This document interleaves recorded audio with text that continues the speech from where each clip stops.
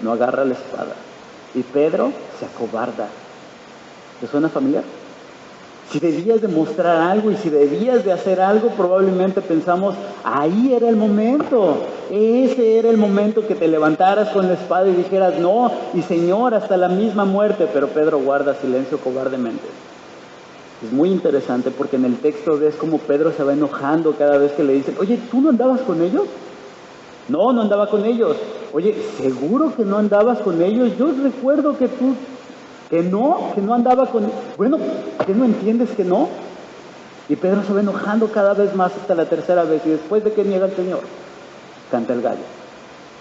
Y entonces Pedro, lleno de vergüenza, en medio de la noche, donde su maestro está siendo castigado impunemente, cae lleno de vergüenza y dice, ¿qué hice? Y esa es la noche oscura de Pedro. La crucifixión es un evento vergonzoso para Pedro. La muerte del Señor es un acto horrible.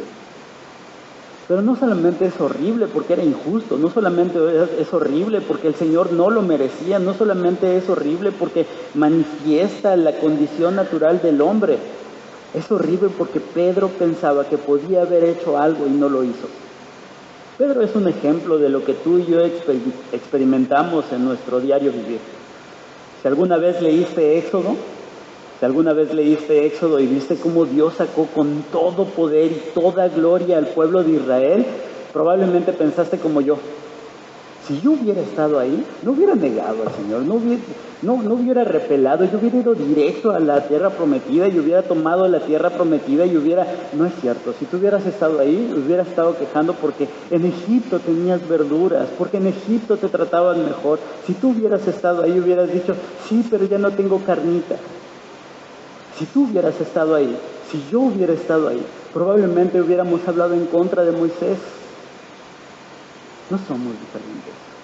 Probablemente si pensaras en Pedro, podrías decir, si yo hubiera estado con el Señor esos 3 años y medio, jamás lo hubiera negado, me hubiera quedado ahí, hubiera ido a la muerte con ellos.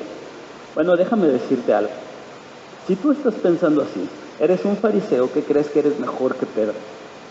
Eres alguien que piensa que en tu propia justicia y con tus propias buenas obras puedes estar en paz con Dios. Y si esto es así, estás terriblemente equivocado. La condición natural ante el miedo es que vamos a correr. La condición natural ante lo desconocido es que nos vamos a aterrar y no vamos a poder movernos. La condición natural con lo que luchan los hijos de Dios es con el pecado. Y la verdad es que Pedro tenía su noche oscura, una noche que probablemente tú también has vivido. No eres diferente a Pedro. Si tú hubieras estado ahí, tú también lo hubieras negado y tú también te hubieras callado y tú también te hubieras enojado porque te relacionaran con Cristo. No, yo no hubiera hecho eso. Bueno, déjame hacerte algunas preguntas. Esta semana, ¿cuántas veces abandonaste al Señor? Esta semana, ¿cuántas veces le diste la espalda? ¿Cuántas veces pudiste hablar de la palabra? ¿Y cuántas veces usaste tus propios métodos, en tus tiempos, en tus maneras, antes de obedecer al Señor? Esta semana, ¿cuántas veces estuviste a hacer tu voluntad en lugar de hacer la del Señor? Esta semana, ¿cuántas veces consideraste a Dios en tus decisiones y en tu camino? Solo hablamos de esta semana. No estamos hablando de los últimos 10 años. No estamos hablando de esta época de adolescencia. No, olvídate de eso. Estamos hablando solamente de esta semana. La verdad es que no eres diferente. Cada vez que tú decides hacer tu voluntad sobre la de Dios, estás negando al Señor y le estás dando la espalda y estás fallando al Señor. No eres distinto a Pedro cada vez que estás dispuesto a utilizar tus métodos antes que los métodos de Dios. No eres distinto a Pedro cuando estás dispuesto a hacer tu voluntad antes de seguir la voluntad de Dios. No eres distinto a Pedro cuando vas y te ocultas para hacer lo que tú quieres sin considerar al Señor. No eres diferente a Pedro. ¿Cuántas veces pudiste hablar de la palabra a otras personas y pudiste traer consuelo y te quedaste callado? No te vayan a descubrir que eres cristiano. ¿Cuántas veces dentro de esta semana estuviste dudando de la provisión de Dios, estuviste dudando de la soberanía de Dios, porque no sabías qué era lo que iba a pasar. Cada vez que pecas, cada vez que decides por ti, cada vez que piensas en ti, cada vez que te antepones a Cristo, le estás negando y estás ofendiendo su nombre, justo igual que como lo hizo Pedro. Estás fallando al blanco. Estás completamente errado. Estás perdido completamente. Y si tú reconoces tu condición de pecado delante de Dios, si reconoces quién es Cristo y qué es lo que tú has hecho durante esta semana, deberías de tomar un momento y deberías de reflexionar junto con Pedro en aquella noche oscura. ¿Qué pasará ahora? He seguido al Señor, he estado con Él, he visto su gloria y he fallado. ¿Qué pasará ahora? ¿Dónde estoy parado en mi relación con Dios? Estoy completamente perdido en mi relación con Dios y no sé qué rayos va a pasar, no sé qué viene. Probablemente en la noche oscura has estado pensando y has estado cuestionándote, ¿seré hijo de Dios? ¿Estaré en paz con Dios? ¿Qué pasará conmigo? ¿A dónde voy? ¿Cómo estoy? ¿Qué viene en los siguientes años? ¿Cómo está mi vida? ¿Dónde va a terminar? ¿Será posible que vuelva al camino? ¿Será posible que pueda regresar a la casa de mi padre? ¿Será posible que pueda ser perdonado? ¿Será acaso que pueda volver y pueda decir perdón y me digan, no, no hay perdón para ti? O que regrese otra vez a la casa de mi padre y me digan, ¿otra vez tú? ¿Otra vez aquí? ¿Otra vez en esas condiciones? Bueno, ¿que no entiendes? ¿Qué pasará conmigo? ¿Te puedes imaginar la noche que Jesús estuvo en la tumba y Pedro estaba pensando en que pude haber cambiado? Si les hubiera dicho que sí lo conocía, y si me hubiera levantado y hubiera ido con el Señor, si hubiera obedecido y si ¿qué pude haber cambiado? ¿En qué momento me perdí? ¿En qué momento me fui? ¿En qué momento me extravié? ¿En qué momento perdí la brújula de la situación? ¿Dónde Dios dejó de ser el centro de mi vida? Si reconoces tu pecado, probablemente has tenido una noche oscura. Si reconoces tu condición, probablemente has tenido esta experiencia. Y espero que así sea. En Corintios Pablo dice que la tristeza que causa el mundo es una que solamente te da remordimiento. ¡Ay, soy tan malo! Bueno, una vez más. ¡Ay, estoy tan mal! Bueno, esta y ya, ahora sí, ¿eh? Pero el sufrimiento que te causa el Espíritu Santo, tener un espíritu contrito y humillado, es un arrepentimiento que te lleva a reconocer tu necesidad de la gracia de Dios, que te lleva a reconocer que no puedes cambiar a menos que Dios esté completamente gobernando en tu vida, a menos que le reconozcas no solo como el Salvador de tu vida, sino también como el Señor de tu vida. Así es que yo espero, hermanos, que este sufrimiento venga a ustedes. Y espero que este sufrimiento los haga recapacitar y les haga pensar acerca de dónde están parados cuando están en la noche oscura. Pero no nos acabamos ahí. La historia de Pedro sigue. Y hay dos verdades que podemos aprender aquí. Uno, no eres distinto a Pedro. Tú también pecas y tú también traicionas al Señor. Y número dos, tú estás necesitado de la gracia de Dios, así como Pedro lo estuvo. No hay diferencia entre tú y yo. Y de eso se trata la vida. La Biblia, como les decía en la última, es que no sé dónde lo dije, pero la Biblia se puede definir de una manera muy sencilla como creación, caída y redención. ¿Sí? Al final de cuentas, la Biblia es la historia de la redención. Al final de cuentas, la Biblia trata sobre el problema más grande que tú y yo tenemos, el pecado. ¿Y qué es lo que Dios hizo para rescatarnos de esa condición de miseria y de pecado, de ofensa a Él? De eso se trata toda la Biblia. Pues bien, veamos qué fue lo que pasó con Pedro.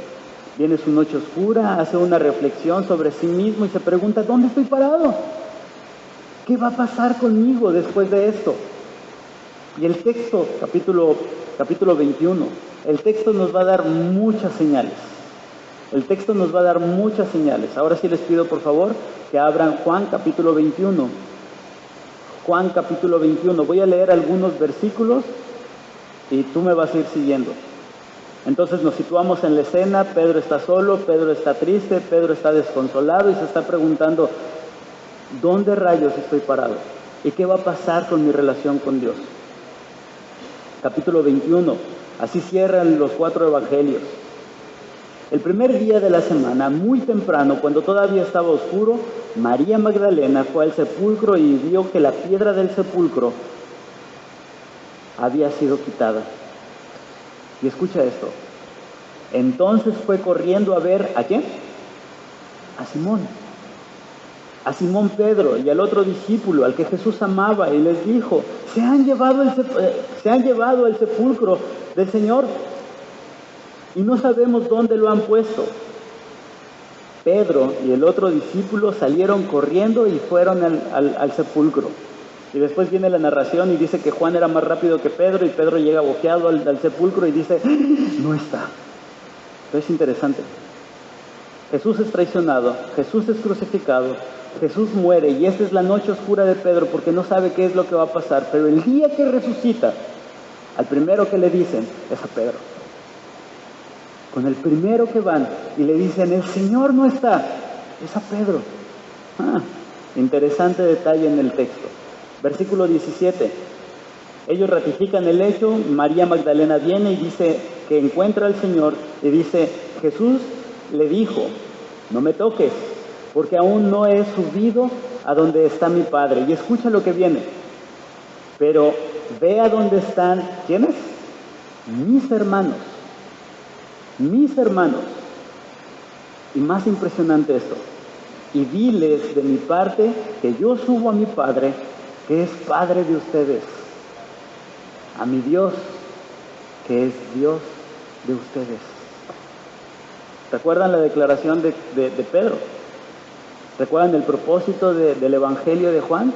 Para que crean que Jesús es el Hijo del Dios viviente, es el Cristo.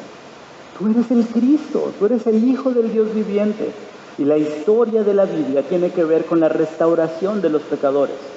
Tiene que ver con aquellos que estaban caídos, pero que por medio de Cristo, por medio de su obra en la cruz, por medio de su sangre derramada en la cruz, pueden tener una reconciliación con el Padre. Y ahora el traidor, el cobarde, el que lo negó, ahora él es llamado y se le dice, tú eres mi hermano. Y tú y yo tenemos el mismo Padre. ¡Qué consuelo! Entonces en medio de la noche oscura se destella la luz y la gloria del Señor viene y te dice, tú eres mi hijo y tú y yo estamos en paz. Y aquí probablemente uno que otro fariseo podría decir, ¿cómo es posible que me van a llamar hermano de ese que traicionó al Señor? ¿Cómo es posible que me van a llamar hermano de aquel que pecó en contra del Señor y que negó al Señor? Yo no podría hacer eso. Es inconcebible que nos llamemos hermanos. Hermano, es por gracia. La predicación del Evangelio tiene que ver con que somos perdonados por pura gracia.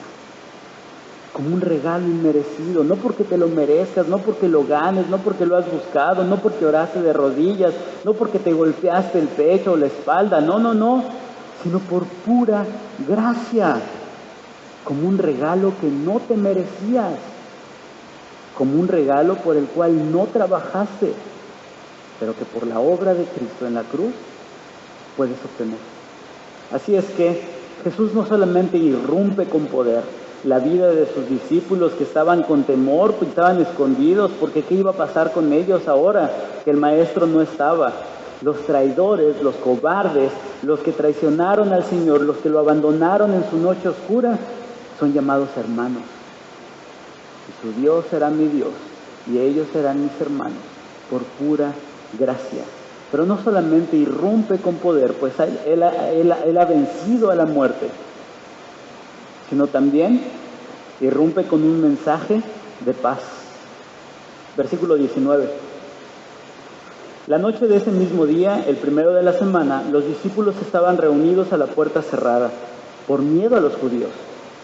En eso Jesús se puso en medio de ellos y dijo, ¿qué? paz, la paz sea con ustedes.